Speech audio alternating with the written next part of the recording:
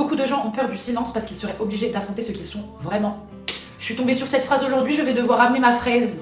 Je le vois de près, de loin, autour de moi, il y a beaucoup trop de personnes dans ce cas-là et ils en ont même pas conscience. Toujours quelque chose en fond, de la musique, une série, du bruit, toujours occupé, ça va à gauche, ça va à droite, en night, ça tease.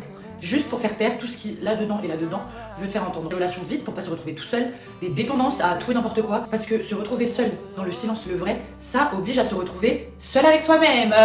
Et pendant des années, c'était exactement moi. Le problème, c'est que quand toute ta vie, on t'a répété que t'étais une grosse merde, que tu l'as assimilé, et qu'en plus, tu suis dans des choses qui te font sentir encore plus comme une grosse merde, t'as pas envie de rester avec toi-même. Je savais même pas qui j'étais vraiment sans tout ce monde autour de moi, sans tout ce bruit, sans tous ces vices. Je jouais tellement de rôles pour appartenir à tout le monde, à tout et n'importe quoi, qu'on m'aime, qu'on m'accepte. Grosse blessure de l'abandon et du rejet, tu connais. Pour moi, être rejeté pour ne pas être aimé, c'était insupportable. J'en souffrais mais terriblement, ça me faisait énormément de mal, mais j'en avais pas conscience. Et le moment où je me suis retrouvée toute seule pendant des mois, au début franchement c'était horrible, mais c'est là que j'ai commencé à me connaître. Qui est Cassandra finalement? J'habite en moi mais je ne savais même pas qui j'étais. À comprendre, à aller chercher toutes les réponses que je voulais pas voir, et à l'heure où je vous parle, j'ai énormément de mal avec les gens. J'ai énormément de mal avec les gens, j'ai énormément de mal avec le bruit, avec les relations inutiles, avec les activités inutiles, avec énormément de choses, finalement. J'ai tellement pris goût à être avec moi, j'ai tellement appris à m'aimer, j'ai tellement appris à faire des choses utiles selon moi, que je suis devenue une sauvage en fait, une sauvage. Bref, tout ça pour dire,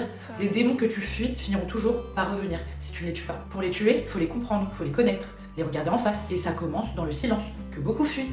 Tu as sûrement déjà entendu cette phrase, mais je vais te la répéter pour la 15 000e fois, parce que mieux vaut 15 000 fois que pas de fois. L'isolement est le prix à payer pour remettre de l'ordre dans ta vie. Voilà, y a pas de secret. Reste seul. Seul.